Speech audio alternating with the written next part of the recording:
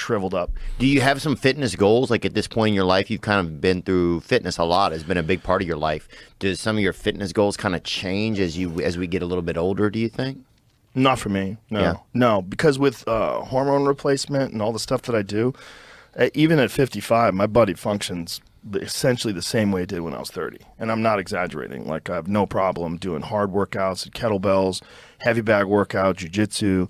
Injuries are an issue, with me. Like, I just tweaked my back muscle the other day doing some deadlifts, but nothing serious. But as far as like fitness goals, is just to maintain this. Yeah. Like I know I have an extraordinary level of fitness for my age, and I just maintain that. And I think that if you can maintain it, that's the key. The real problem with people is they get out of shape, and then getting back in shape is very hard. It's a fucking grind. Yeah. It's a grind. And for me, for my mental health, man, I am not the same person if I don't exercise. With that whole thing with like 100%. the frequencies. I'm at my best as a human being, as a friend, as a husband, as a father, as a comedian, as a podcast host, as a neighbor, as a general person. I'm at my best if I work out. Yeah. 100% of the time. I'm less anxious.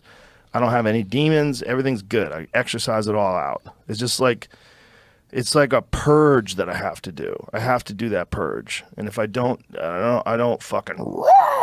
get that out, and then I have all this extra, all this extra unnecessary angst and weirdness. And I think that's most people, man. I mean, when I go I've been injured before where I couldn't do anything for like a week or two, and you start getting depressed. You start feeling like shit. You start feeling real dull and sad, and like it's not. And I think that is a lot of people out there that suffer from depression. Mm-hmm. In fact, they say that exercise is 1.5 times more effective than SSRIs for curing depression. Oh, in a heartbeat, man. If I take because I take SSRIs and I do exercise. If I take my SSRI, I don't feel really anything. I just feel like, oh, I took my SSRI. But if I go for a run, like even today, I had to go run a couple miles. I was like, I know I'm going to be on here. I want to like just be in like I want to have my good energy going. I'm going to go for a run, and so. Yeah, I know that it makes me feel better if I do something athletic, What SSRI are you taking? I think I'm on Lexapro right now. I take the generic one, whatever the cheaper one is. I think it's, I don't know what it is, but it is, they say it's fine. So I don't know if I believe them, but I mean, I'm fucking taking it. Now, I would like to maybe take 30 days off and try ayahuasca again. I feel like I'm getting back around where I would like to do it again, Yeah. Yeah. What is the reason why you take the SSRIs? I think because when I'm off of them, something feels wrong. I feel it's a battle.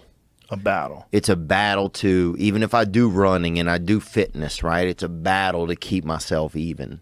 So instead of dealing with that at a more intense level, I choose to take them because it just makes it a little bit easier. I don't think it's taking the easy way out, though, because if I don't take them and I still do all those things, it's hard for me to get to a good baseline. What do you mean by wrong? Like, when you say you feel wrong, what does it feel like?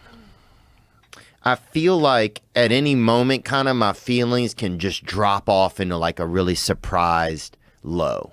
Out of nowhere for no reason. Yes. Sometimes with a little bit of motivation to it, right? Or some trigger.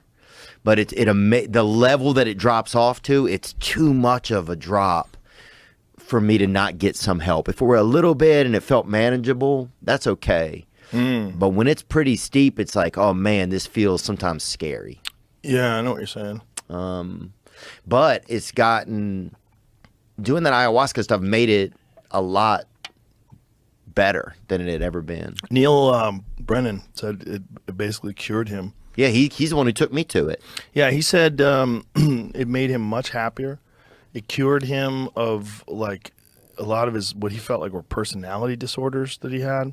Like Neil's a great guy, but he's very, very smart. Very smart. And sometimes, I wonder about real smart guys. They're just always thinking about things and maybe too much about certain things. and you just get overwhelmed by thoughts and anxiety and emotions, and anxiety is a lot of what anxiety is a lot of is fretting about possibilities for a lot of people. It's the inability to live in the moment.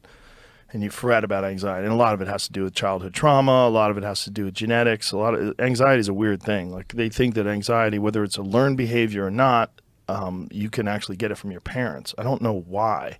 See, I could see that. Can you get anxiety? Is anxiety genetic? Google that. My mom made us anxious. Yeah? Yeah, dude. Sometimes my mom, we'd go get ice cream, dude, and she's like, if she'd get angry she'd get so angry if we dripped any of it. Here it goes. There's clear research showing that anxiety is influenced by genetics. In fact, definitely. experts notice a family connection for anxiety even before they understood how DNA or genes worked. If you have a close relative with anxiety, your chance of developing is about 2 to 6 times higher than if you don't. Well, I don't know if that's genetic or if it's just like Learned behavior. Yeah, if your mom is always or your dad is always like, they're fucking anxious and they're fucking, if they come over and they're always fucking tickling you, then you're gonna fucking feel tickled all the time. If you're always getting fucked with. Yeah, something, bugging you or something, even just tickling you with their words. Yeah, genetics of generalized anxiety disorder and related traits. Well, for sure, mental illness is genetic. There's a lot of people that are mentally ill and their children are mentally ill, or their family's mentally ill, or man, I used to have a much more ignorant view on mental health because I have my own mental health issues, which I'm sure we all do. But mine was like, just don't be a pussy. Get your work done. You feel great. And I don't have to take anything. And even though I don't have to take anything, I'm still doing something to mitigate it. I'm doing something every day to work on it. And when I don't, I do feel it, right, like a lot of people do. So I always wonder, maybe those people just aren't doing the work. Maybe if they just got up in the morning, went running before work, or did something before, maybe they could get through this and not need a fucking pill. Yeah. I don't think that anymore.